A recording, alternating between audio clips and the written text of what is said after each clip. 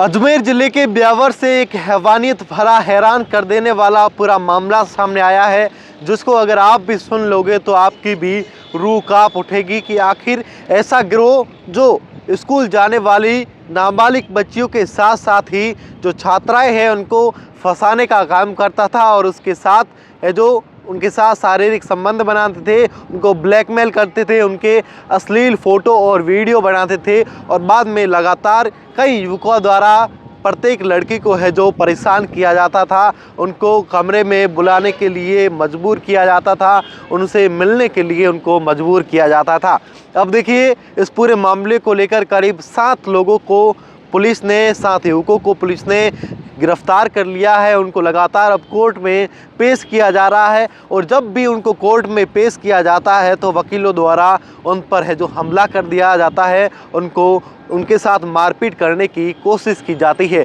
अब देखिए आप किस तरीके से एक गिरोह द्वारा, मतलब एक ही समाज के गिरोह द्वारा यह सोची साजिश समझी जो स्कूल की लड़कियां उनके मोहल्ले से होकर गुजरती थी उन पर है जो निशाना साधा जाता था। जो एक ही क्लास की लड़कियां थी उनको पहले एक को फंसाया जाता था, उसके बाद अलग अलग लड़कियों को, एक ही क्लास की लड़कियों को जो फंसाया जाता था और करीब 7 से 8 लड़कियों की पूरी गैंग थी। और जो कैफ़े वाला था जहां पर लड़कियों को मिलने के लिए बुलाया जाता था, वहां पर उनके अश्लील फ़ोटो और वीडियो उतार लिए जाते थे और बाद में ग्रुप में पूरे में जो शेयर कर दिए जाते थे और सभी लड़के हैं जो प्रत्येक लड़की को ब्लैकमेल करता था, उसे मिलने के लिए बुलाता था। अब देखिए किस तरीके से हैरान कर देने वाला मामला है। इस पूरे मामले के बारे में आपको एक बार पूरा विस्तार से बता देते हैं कि किस तरीके का मामला है। ब्यावर में स्कूली छात्राओं से रेप और ब्लैकमेल करने के 6 आरोपियों को पुलिस ने के दौरान कोर्ट में वकीलों ने पीटा।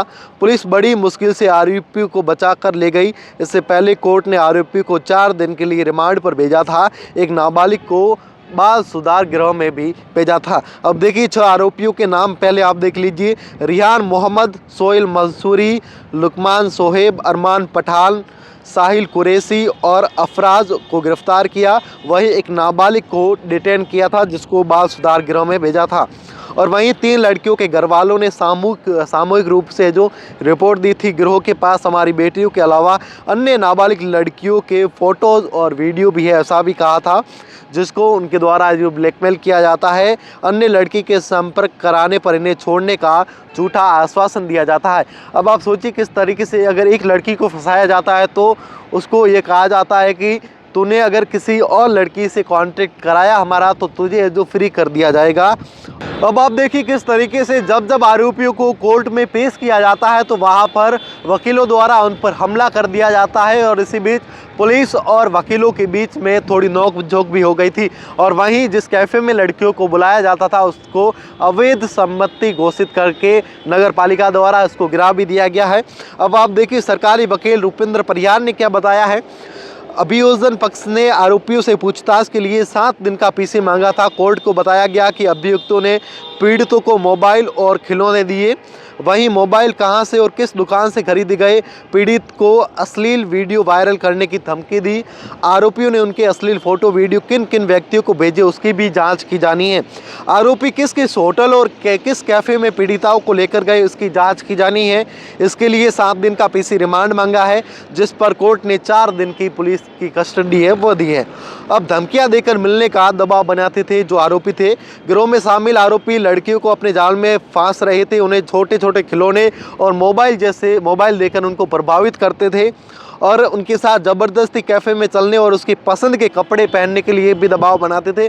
और उसी के साथ ही एक बड़ी बात देखिए किस तरीके से उनको रोज़ा रखने के लिए भी मजबूर करते थे। और देखिए किस तरीके से आरोपी शारीरिक शोषण के लिए लड़कियों को एक दूसरे की सहेलियों से मिलवाने का दबाव बनाते थे।